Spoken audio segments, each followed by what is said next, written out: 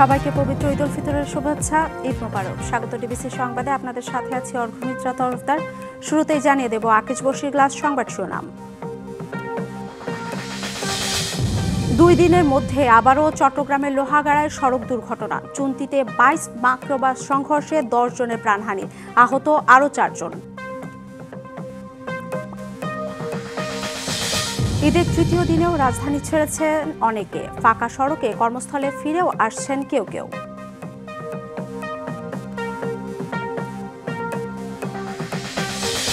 চৈত্রের তাপে পুড়ছে দেশ। পরশু থেকে 6 বিভাগে বৃষ্টির পূর্বাভাস। পঞ্চগড়ে হঠাৎ ঘন কুয়াশা।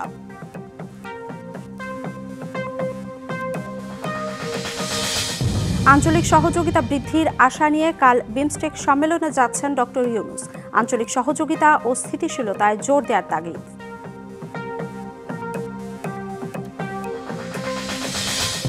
রাজনৈতিক বিবেচনায় লাইসেন্স পাওয়া ব্যাংকগুলো এখন অর্থনীতির গলার কাটা। সবল হতে সময় লাগবে কমপক্ষে 3 থেকে 5 বছর।